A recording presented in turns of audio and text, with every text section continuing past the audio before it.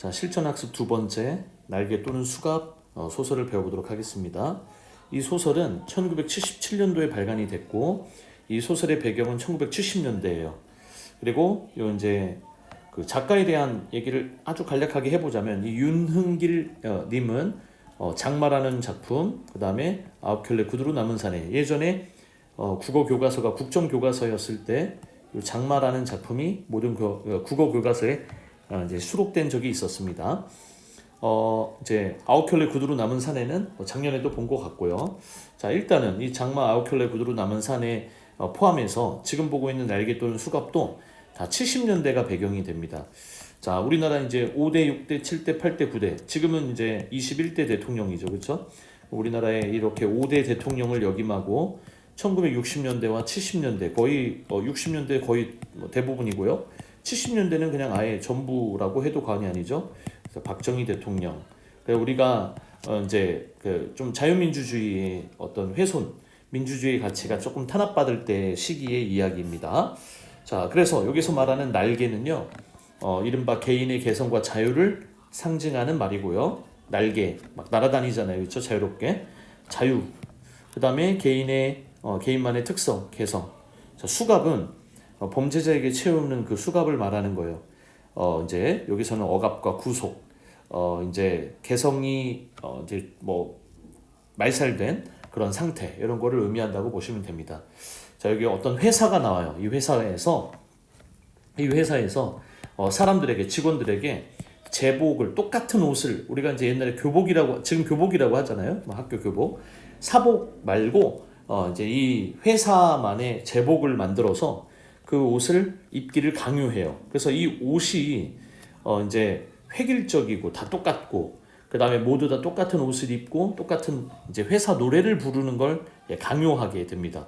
그래서 이때 이 강요와 이 억압과 구속은 수갑이고 그 옷을 통해서라도 우리의 개인의 개성과 자유를 담은 표현을 할 수 있다라는 점에서 이 스스로 선택해서 입는 이 옷은 날개라고 하면 될 것 같아요. 개인의 개성. 이 불합리한 권력에 의해서 모두 다 똑같이 입혀지는 것, 그렇죠? 이런 게 획일적인 거죠. 모두 똑같이 개인의 자유가 없는 상태죠, 그렇죠? 그래서 이 부조리한 현실, 이제 제 개인의 자유를 말살하는 이 부조리한 현실을 고발하는 소설이다. 부조리한 현실 고발. 이렇게 보면 될 것 같습니다. 문제 제기를 했다라고 해도 되고요. 자, 여기 이제 뭐 대화 상황부터 출발을 합니다. 자네들은 독립산업사원 전체 의사를 대변해 달라고는 안 했어. 최소한 우리 과의 의사만이라도 전달했어야만 될 게 아닌가. 통과가 되고 안 되고는 문제가 아니야. 뭘 통과를 하는 거냐면요, 이 제복, 이 회사에 모두 똑같은 옷을 입게 하는 이 제복을 만드는 것에 대해서 이제 그 안건이 뭐 어떤 회의를 통해서 이 이제 통과가 되느냐 안 되느냐 뭐 이런 걸 의미하는 것 같아요. 책임을 맡았으면 적어도 그 책임을 이행하려는 자세만이라도 보여주는 게 도리라고 생각해. 그러면 책임을 맡았으면 뭔 책임인가 했더니 이 자네라는 사람은 이제 장상태라는 인물이에요. 이제 제복을 제정하게 이제 만들기 위해서 제정하기 위해서 그 준비위원회가 열렸고 그 준비위원이기도 해요. 그러니까 직원이긴 하지만 이제 일 처리를 위해서 이 제복이 우리 회사의 모든 사람들이 다 똑같이 입게 하도록 하기 위해서 만들어진 준비위원회의 위원이에요. 그러면 적어도 위원회의 위원이기 때문에 이 제복을 제정하는 어떤 안건이 통과가 되든 안 되든 간에 뭔가 그 이제 말이라도 했어야 되는 거 아니냐 이런 말입니다. 그래서 여기에 책임을 맡았으면 이 책임에는 여러 의견을 이제 뭔가 들어줘야 되는 거 아니냐. 여기서는 이제 반대. 이제 제복 제정을 반대하는 의사 표현을 너가 좀 해줬으면 어땠냐. 제정 의사 표현. 제복을 제정하는 어떤 그 안건에 대해서 우리들의 의사, 우리 과의 의사, 이제 같은 과에서 이제 일하는 직원들의 의사를 반영해 주는 게 어떠냐. 반대냐 찬성이냐 물어보신다면 이제 반대에 해당하겠죠, 그렇죠? 자, 그래서 이 이제 관리과 직원 유명종이라는 뭐 이것까지는 알 필요는 없을지라도 그래도 설명을 해드리자면 같은 관리과 직원 유명종이라는 사람이 지금 장 상태라고 했죠, 그렇죠? 준비위원이 된 같은 과라는 건 부서를 의미하는 겁니다, 그렇죠? 관리과. 자, 회의가 시작되자마자 똑똑히 잘 들어달라면서 기획실장이 자기네가 작성한 초안을 낭독했어. 낭독을 끝냈더니 자, 잘 들었냐고 물어보더라고. 잘 들었다고 끄덕거릴 수밖에. 뭐 이제 왜 끄덕거릴 수밖에 없냐면 회사의 눈치를 봐야 되잖아요. 회사가 하는 일에 눈치를 볼 수밖에 없죠, 그렇죠? 뭐 요즘은 뭐 이제 세대가 다르고 할 말을 하는 세대가 있다, 뭐 MZ 세대다 뭐다 해서 가지고 있는 어떤 의견을 이제 밑에 보면 드러내는 게 이제 좀 일반적이라고 하는데 예전에는 눈치를 볼 수밖에 없죠. 회사에서 이제 하는 일에 반대를 하거나 하면 이제 잘릴 수 있잖아요, 그렇죠? 그랬던 시기일 거 아니에요. 그래서 모두들 질문 있으면 하라는 거야. 그런데 모두 어안이 벙벙해서 앉아 있는 판인데 실장이 씩 웃어. 자, 이 실장은 왜 웃었을까? 그 다음에 남은 듣고 있던 이 직원들은 왜 모두들 어안이 벙벙해서 앉아만 있었을까? 기가 막힌 일을 당했다. 놀랍다. 그러니까 정말 처음 듣는 얘기예요. 제복에 대한 얘기를 이때 직원들이 처음 들었던 것 같아요. 이 제복을 제정한다라는 이 제복 제정의 일을 듣고 나서 듣고 나서 한 직원들의 반응이에요. 그러면 직원들의 반응은 좀 놀랐어요. 아니 이런 걸 한다고? 그런데 이제 실장은 아무 말도 못하는 직원들을 보면서 아까 무슨 실장이 된다면 이게 뭐 보면 기획실장이라고 했죠, 그렇죠? 간부예요. 이제 회사의 높은 사람에 해당되겠죠. 회사의 직급으로 따지면 이제 상급자라고 할 수 있을 것 같아요. 이 상급자가 밑에 갑자기 얘기를 꺼낸 거죠. 직원들한테 우리가 이렇게 이제 제복을 제정할 거고 우리는 이제 모두 똑같은 이 옷을 입어야만 해. 혹시 뭐 이제 얘기를 다 하고 난 다음에 혹시 질문 있어? 했더니 아무도 이제 질문을 안 하는 거죠. 그래서 이때 실장이 씩 웃는 건 자신의 의도대로 자신의 어떤 의도가 이루어질 거라고 생각했기 때문에 이루어질 것이라고 생각을 했기 때문이에요. 그러면서 하는 말이 질문이 없다는 건 이거 내가 말한 거에 전적으로 찬성하는 것으로 믿고 좀 강압적이고 굉장히 이제 고압적이죠, 그렇죠? 니들이 질문이 없으니까 나 그러면 니들이 찬성하는 거라 생각하고 수정 없이 실행에 옮기겠어, 알았지? 이렇게 막 이제 일방적으로 얘기한 거죠. 그러면 쌤들 저기 또 표시를 또 해보면 질문이 없다는 건 원안에 전적으로 찬성하는 것으로 믿고 나 이렇게 한다 뭐 이렇게 얘기를 하는 이런 장면은 방금 전에 쌤하고도 얘기를 나눴지만 굉장히 고압적이고 그 다음에 일방적이죠, 그렇죠? 일방적이고 이제 개인의 의견, 직원들의 의견, 뭐 이런 의견을 소수의 의견, 뭐 소수가 아닐 수도 있어요. 소수든 다수든 간에 어떤 직원의 의견이나 의사를 물어보지 않았어요, 그렇죠? 의견을 무시하는 행위를 했어요. 그리고 그걸 제멋대로 해석했죠, 그렇죠? 그래서 이제 뭐 이런 걸 회사의 입장에서는 회사가 직원들의 의견도 안 듣고 밀어붙이는 거니까 그런 걸 이제 횡포라고 볼 수도 있겠죠, 그렇죠? 그래서 밑에 이제 회사 발전을 위해서 이렇게 중요한 사업에 이렇게 만장일치로 협조해줘서 고맙다고 이러는 거야. 그러니까 기획실장의 입장에서는 입장까지는 아니지만 직원들이 아무 말도 못하는 걸 빌미로 해서 야 니들 만장일치 했으니까 그러면 내가 이제 이거 밀어붙인다. 그리고 고마워 막 이러는데 뭐 진짜 고마워서 하는 말이 아닌 것 같아요. 용가리 통뼈라도 손가락 하나 까딱 못할 상황이었다니까. 그러니까 용가리 통뼈면 여기 이제 좀 우스운 말 같지만 아주 탐욕이 센 사람, 겁이 없는 사람 뭐 이런 거죠, 그렇죠? 뭐 이제 높은 사람이 뭐라 해도 이제 끄덕 없는 사람, 그러니까 좀 이제 좀 뭐랄까 무서워하지 않는 사람. 그래서 쌤이 이제 요거를 조금 정리를 해보자면 아주 담이 세고 겁 없는 사람, 용기 있는 사람, 뭐 그런 사람도 됐겠죠. 그러면 그런 사람이 있다 하더라도 의견을 제시할 수가 있다 없다? 개인의 의견을 피력하거나 제시하기 어려운 상황이었다라는 거죠, 그렇죠? 고압적이잖아요, 그렇죠? 그러면 이 회의는 회사원들의 직원들의 의견을 물어보기 위한 명목이라고 했던 이 회의의 어떤 성격은 진짜 진정성 있고 모든 사람들의 의견을 두루 청취하는 그런 바람직하고 정상적인 그런 회의는 아니었던 거죠, 그렇죠? 그러면 쌤이 이거를 또 의미를 부여해 보면 아주 형식적인 그런 회의였다라는 걸 알 수 있죠. 그렇죠? 자, 장 선배님 말에 좀 어폐가 있는 것 같습니다. 좀 이렇게 말이 안 맞는 게 좀 있습니다. 결점, 적절하지 않은 것 같습니다. 어폐, 말의 폐단, 말의 어떤 잘못된 점. 그러니까 말이 요거 어폐라는 말에 이렇게 지금 말하신 분의 그러니까 이렇게 장 상태였잖아요, 그렇죠? 지금 말에 좀 잘못된 점이 결점이 있습니다. 잘못된 점이 있습니다. 말에 잘못된 점이 있는 것 같습니다. 회의는 랑데부가 아닙니다. 저 랑데부는 이제 이 용어의 어떤 이제 의미는 밀회라는 말이 있어요. 우리 이제 한자로 쓰는 말인데 몰래 만나는 거. 그러니까 좀 비밀스러운 회의 뭐 이런 거를 랑데부라고 해요. 그러면은 이 회의는 랑데부가 아닙니다. 특히 일부가 하는 회의가 아니라 노사 간의 회의는 회의라는 형식을 빌린 전쟁입니다.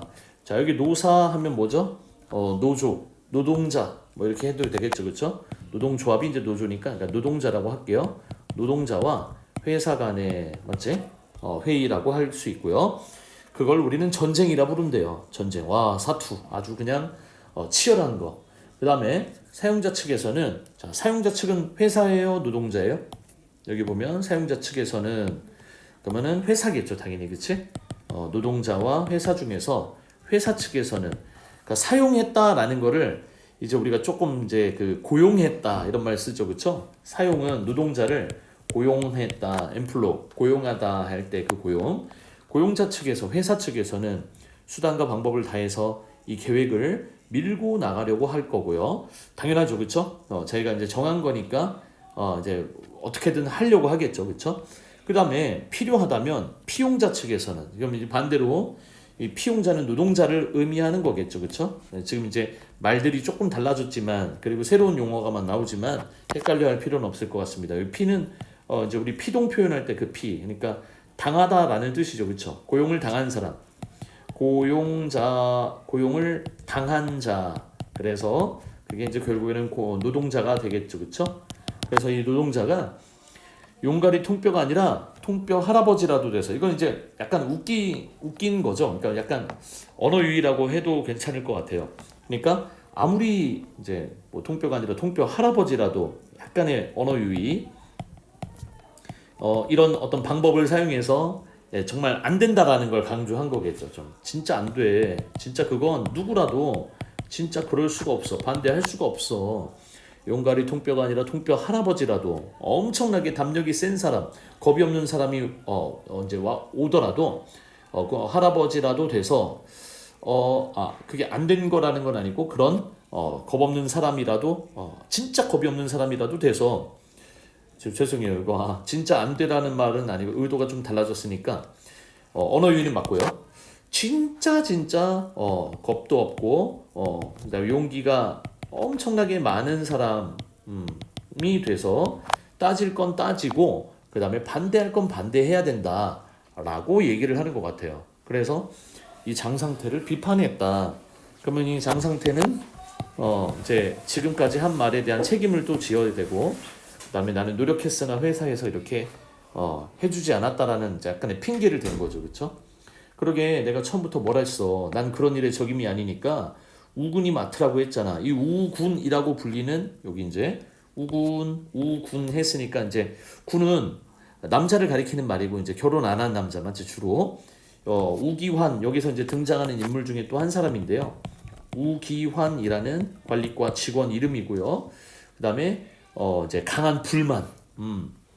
그러니까 이 제복을 입는 거에 대해서 아주 강한 불만을 갖고 있는 엘리트 뭐 약간 엘리트 의식이 있는 이제 자부심이 있는 뭐 이제 그런 사람이에요. 그래서 자신의 자부심을 갖고 우기환 너가 맡았으면 차라리 되지 않았겠어 이렇게 얘기를 하는 장상태인 거죠. 그러니까 둘 다 준비위원인데 우기환한테 이제 떠넘기려고 하는 거예요. 그러니까 밑에 이미 끝난 일이야. 지금 와서 아무리 떠들어봤자 제복은 벌써 우리 몸의 절반쯤이나 입혀져 있어. 여기도 보면은 제복이 절반쯤이나 우리 몸에 입혀져 있어 라는 말이 진짜 입힌 건 아니죠. 그러니까 제복이 내가 가서 입는 거지 누가 입혀준다라는 말을 할 수는 없잖아요. 게다가 벌써 절반쯤이나 입혀져 있다라는 이 말 안에는 상징성이 있는 거죠. 근데 그 상징성이 뭐냐면 피동 표현이니까 억지로 입어졌다, 억지로 입을 수밖에 없었다. 여기에는 이제 억지. 그러면은 이제 내 자유나 개성이라는 게 이제 무시된 그런 상태를 의미하겠죠.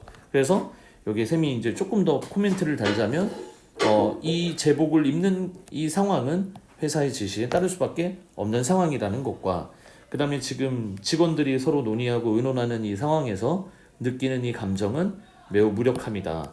반대는 하지만 이 반대를 제대로 말할 사람이 없다라는 거죠. 반대하고 싶지만 반대하고 있지만 그 다음에 그걸 행동으로 옮기는 사람이 아무도 없더라. 그러면 이런 상황에서 이제 왼쪽에 쌤이 써놓은 거는 이 등장인물들의 어떤 대처 방식이에요. 그래서 지금도 벌써 이제 나온 사람의 이름이 장상태, 좀 전에 봤던 그 관리과 직원. 제복을 입어라 라는 이 상황에서 이 지시에, 회사의 일방적인 지시에 그냥 따르고 마는 사람이죠. 지금까지 우리가 봤던 이 인물. 이 장상태는 불만은 있으나 현실에 순응하는 사람. 이 불만을 행동으로 이제 표현하지는 못하는 사람. 아무래도 대다수의 이 회사 직원들은 다 장상태 같은 사람이겠죠. 반대는 하고 불만은 있지만 그걸 표현하지 못하고 있으니까요. 그 다음에 밤전에 이제 우기한 같은 이제 조금은 자기가 우월의식도 있지만 반대하는 걸 그대로 행동으로 옮기는 이런 사람도 있었어요. 나중에는 사표를 던지고 회사를 떠나게 되죠. 그래서 이 우기한 같은 사람. 그 다음에 이제 여기 좀 잠깐 언급은 됐지만 이제 이후에 또 비중이 있는 인물로 다루는 이 민도식이라는 인물. 그 제복의 착용에 당연히 반대는 하지만 역시 행동으로 옮기지는 못합니다. 현실에 순응하느냐, 그 다음에 뭐 행동하지 않는다라는 건 거의 똑같은 말이나 다름이 없죠. 그래서 이른바 이 세 부류의 사람들이 이제 여기에서 보이고 뭔가 행동으로 보여주고 있는 것을 이제 볼 수 있어요. 조직의 이제 규율이나 이 규범이나 규칙을 의미하는 거죠, 그렇죠? 지켜야 할 규칙과 규율이 있고, 그다음에 그 규율을 지킨다면 이 이제 조직의 효율성은 높아지고, 일의 효율이 높아지면 기업의 목적인 이윤도 올라갈 수 있겠죠. 그러면 이 제복이 주는 이점도 분명히 있을 건데, 조직의 규율과 효율성, 그다음에 기업의 목적인 이윤 이런 것들이 조금은 상승하는 효과가 있지 않을까 싶고요. 반대로 제복의 착용을 반대하는 사람들의 입장에서는 개인의 자유가 일단 없어지니까 개인의 자유가 무시되는 상황. 내가 입고 싶은 옷을 입는 것은 개성의 문제인데 그런 개성을 무시했다라는 점. 그러면 이 70년대 상황과 이제 아울러서 개인의 자유와 개인이 원하는 것을 내가 원하고 내가 좋아하는 것을 입는 그런 개성을 무시한다라는 그런 현실을 이렇게 보여주기도 하겠죠. 그러니까 이 제복의 어떤 유불리는 있지만 이제 일단 이런 게 훼손이 된다면 조금 이제 그것도 아까 사회의 문제를 좀 고발하는 측면이라고 볼 수 있겠죠. 그래서 여기 밑에 아까 그 나머지 그 이유 부분부터 민두식이 나서서 험악해진 분위기를 간신히 가라앉혔다. 아까 민두식 왼쪽에서 반대는 하지만 행동을 옮기지 못하는 사람. 그래서 회사의 논리에 이른바 그 제복을 입어야만 다 똑같이 입고 똑같은 이 사가 회사의 노래를 부르는 것이 우리 회사를 단결하게 하고 더 효율성 높은 일을 할 수 있는 회사로 만들 거다라는 그 논리에 비판적 인식을 갖고 있지만 적극적인 행동이 없는 이런 면. 그래서 이제 여기 하나의 단어를 더 붙일 수 있는데 그런 게 뭐냐면 우리가 이제 아우켤레 구두로 남은 사내에서도 그때 윤은길님이 이제 설정했던 그 사람들 양심이 이제 양심의 문제고 그다음에 능력이나 뭐 이런 문제보다는 적극적인 행동으로 보이지 못하고 비겁한 면모를 좀 보이는 그런 비판과 풍자의 대상. 그래서 여기에 소시민의 면모다 이렇게 쌤이 써봤어요. 그래서 이 민도식 같은 사람들 대부분의 사람들이었죠. 소시민의 면모를 보이고 밑에 이제 이야기는 계속 대화가 그대로 이어가는 부분인 것 같아요. 준비위원회를 그러니까 회사의 제복을 똑같이 모두 입도록 하는 그 제복 제정 그 준비위원회를 구성하고 회의를 소집한 건 처음부터 요식행위에 지나지 않았던 거야. 그러면은 이미 요식행위는 그러니까 겉모습만 회의의 모습을 띄었고 이 회의는 실질적으로는 아주 형식적인 회의였던 거야. 그런데 사람들의 의견을 수렴하는 척했지만 그러지 않았으니까요. 경영자 독단으로 처리하지 않고 사원들의 의사를 물어서 전폭적인 지지를 얻어가지고 결정했다는 그 인상을 대내적으로 대외적으로 풍길 필요가 있었던 거야. 그래서 여기서 알 수 있는 이 대화 상황에서 알 수 있는 이 회사 경영진의 어떤 모습은 이른바 직원들을 기만하고 속였다. 기만이 결국 이 기만 안에 속이다라는 의미가 있으니까 사원들의 의견을 수렴하는 척하면서 그들의 대다수의 의견을 다 무시하고 회사가 가지고 있는 원래부터 타협할 의도가 없었다라는 걸 알 수 있죠. 그래서 이제 길은 두 가지뿐이야. 나머지 절반을 찾아서 마저 몸에 꿰든가. 아까 우리 옷 얘기를 했잖아요. 옷이 지금 절반적으로 입혀져 있는데 나머지 제복의 절반을 찾아서 마저 몸에 꿰든가. 아니면 기왕 우리 몸에 입혀진 절반을 아예 벗어버리던가. 요거는 순응하는 걸 얘기하는 거고, 그러면 회사의 결정에 순응하거나 아니면은 그 회사의 부당한 결정에 뭐 이제 반대하는 의견을 낸다던가, 둘 중에 알아서 하는 결정이고, 저기 좀 보라고, 저 사람이 아까부터 우리를 비웃고 있어. 제복 얘기는 앞으로 이제 그만하기로 하지. 그래서 이 대화가 이제 대화를 끝내버립니다. 근데 이 저 사람이라고 하는 거는 그 과장이라 불리는 그 권 씨라는 사람이거든요. 이 권 씨가 계속 들으면서 니들이 해봤자 뭘 할 수 있겠냐라는 식으로 약간 무시하고 그다음에 좀 비웃고 있는 상황이었던 거예요. 그래서 이제 밑에 생산부 공원 복장을 한 사내가, 이게 바로 아까 위에서 우리를 비웃고 있었다던 그 권 씨라는 사람입니다. 여기에 권 씨라는 사람이 업비도 약간 이제 직급으로, 회사의 그 직급으로 직급으로 보면 상급자인 거죠. 이 직원들에 비하면 상급자인데 엇비뚤음한 자세로, 약간 엇비슷한, 약간 비뚤어진 자세로 이제 엇이라는 뭐 이건 접두사인데요. 이렇게 비뚤어진, 살짝 비뚤어진 그런 모습을 하고 야릇한 웃음을 입가에 물고 있었다. 그를 보더니 장상태가 화를 벌컥 내면서 큰 소리로 미스윤을 불렀다. 그리고 이제 밑에 직원이긴 한데요. 뭐 이제 큰 소리로 직원을 불렀는데 화를 냈다라는 점이 이제 여기 특징이에요. 왜 이제 장상태가 화를 낸다면 몰래 보고 있었고 우리를 비웃고 있었으니까요. 이봐, 저기 앉은 저 사람 내가 좀 뵙잔다고 전해. 눈이 휘둥그레진 미수인이 종종 걸음으로 그에게 다가가기 전에, 지금 이 대화의 상황이 어디냐면 회사가 아닌 것 같아요. 회사 근처에 이렇게 다방, 그래서 차를 마시면서 얘기를 하고 있는데, 그래서 그 직원 보고 저기서 우리를 보고 비웃고 있는 저 사람한테 내가 보자고 전해 하니까 가죠. 그런데 그 직원이 자진해서 가기 전에 도착하기도 전에 다 그 사람에게 말하기도 전에 자진해서 스스로 먼저 일어서면서 밑에 저를 부르셨습니까 하면서 이들을 찾아와요.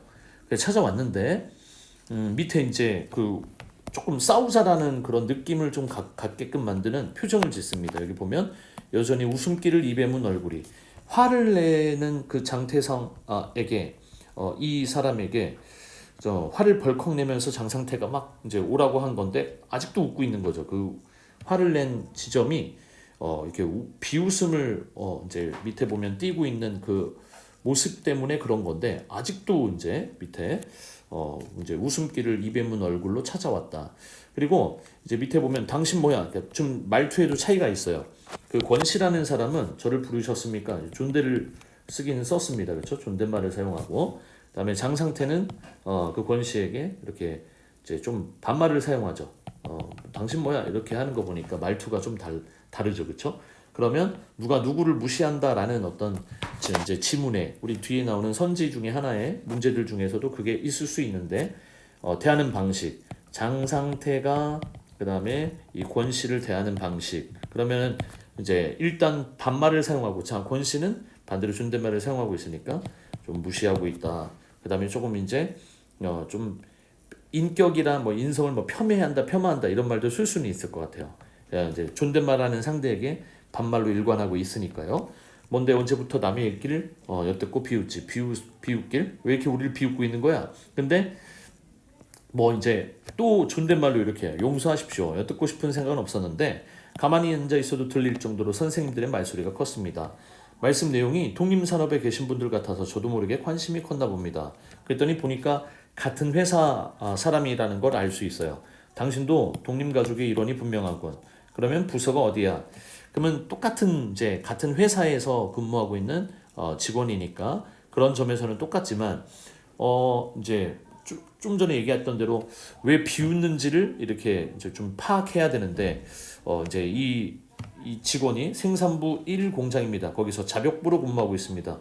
자벽부는 생각대로 이렇게 높은 그런 이제 관리자라든가 아니면 높은 직급에 있는 상급자는 아니었던 것 같아요. 그래서 아주 이런저런 잡다한 일들을 하고 있는 그런 노동자. 그래서 여기 자벽부라는 말을 썼고요. 이게 사실 확인은 안 됐지만 일단 이렇게 표현을 했어요. 그래서 아주 잡다한 일, 자벽부라는 말은 잡다한 일을 담당하고 있는 노동자다.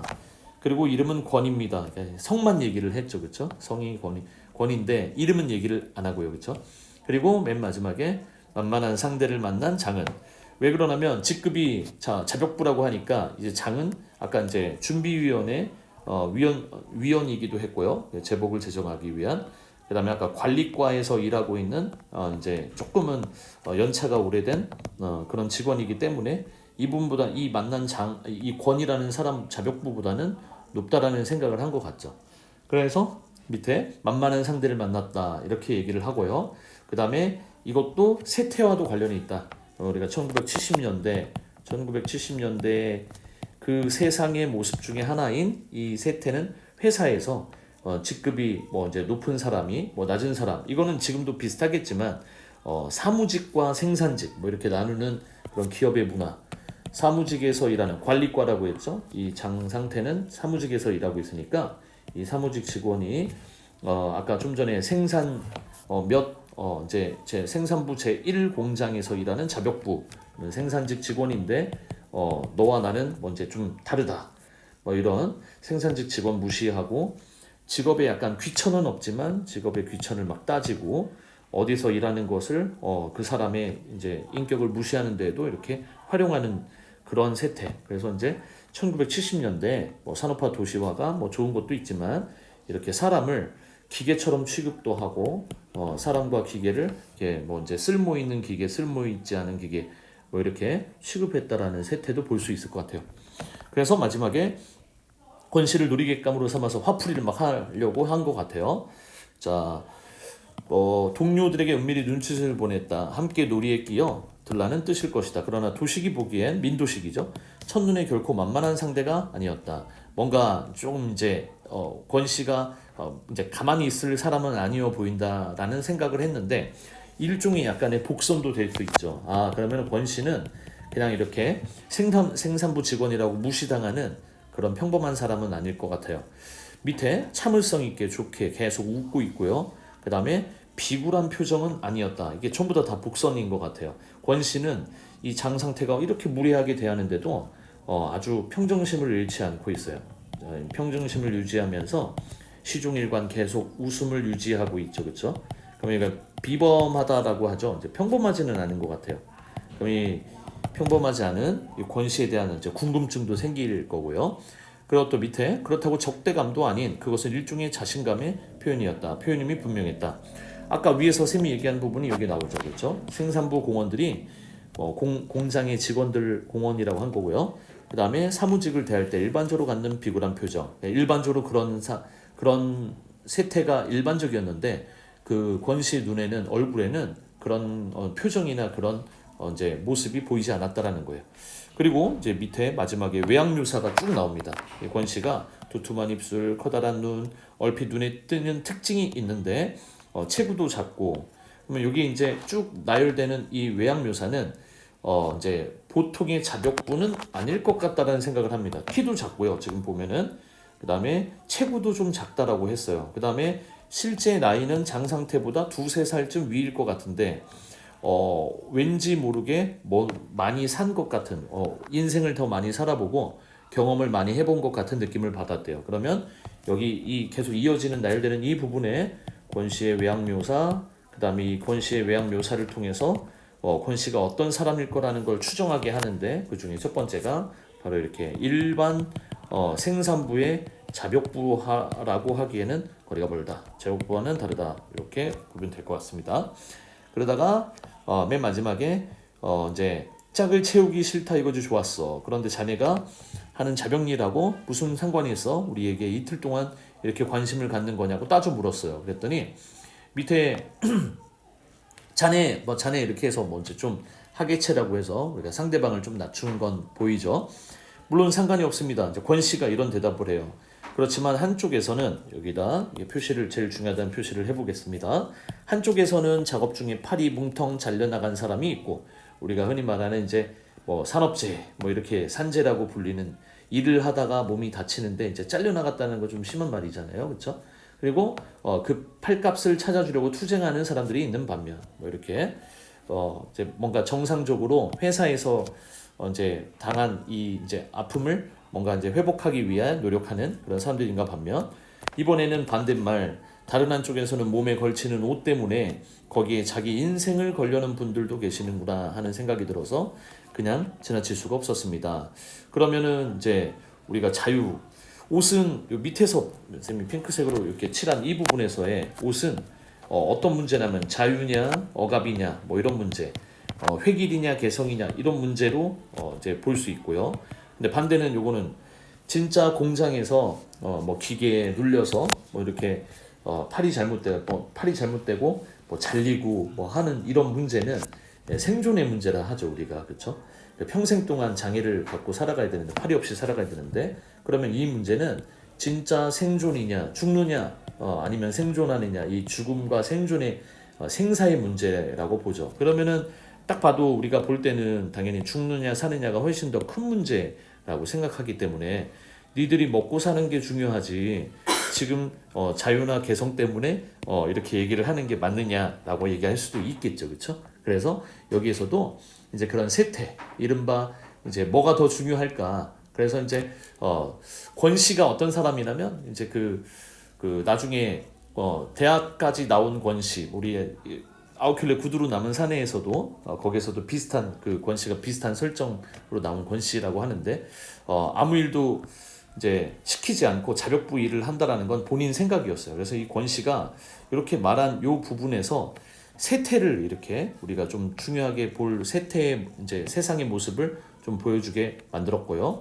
그리고 이제 밑에 옷도 팔 못지않게 중요하다고 할 수 있다라고 이제 우기환이 이제 나중에 권 씨에게 얘기를 하고 화를 내거든요, 그렇죠? 그래서 이제 좀 이제 어떤 문제에 대해서 생각을 한번 더 해보게끔 만드는 그런 그런 부분이라고 보면 좋을 것 같습니다. 그리고 나중에 이 뒤에 부분 중략 부분 줄거리는 다시 2회로 찍어보도록 하겠습니다.